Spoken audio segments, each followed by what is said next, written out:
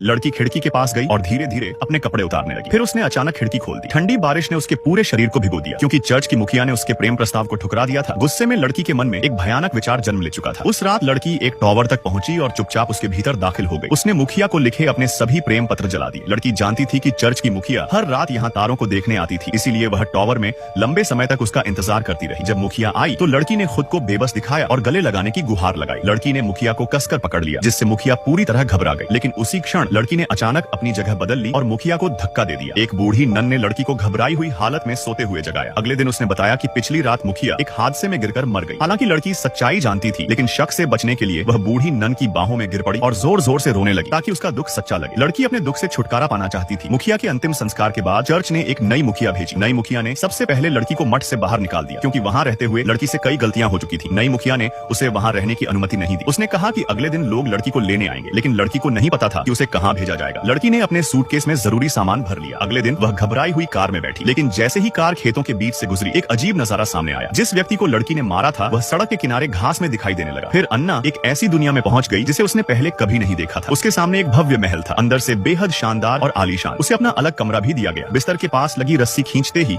एक नौकर तुरंत आ जाता था। लेकिन अजीब बात यह थी कि ऊपरी मंजिल से लगातार दर्द भरी चीखें सुनाई देती रहती थी। डरी हुई लड़की ने जल्दी से खिड़की बंद कर ली, लेकिन रात में उसे बकरियों की मिमियाने की आवाजें सुनाई देती रही। उसने वही बकरी देखी जिसे उसने बचपन में जिंदा जला दिया था, और वह मुखिया भी, जिसे उसने बालकनी से धक्का दिया था, जो बिना पलक झपकाए उसे घूर रही थी। उस पर लड़की को यह एहसास नहीं था कि उसके लिए एक भयानक और असहनीय बदला उसका इंतजार कर रहा था।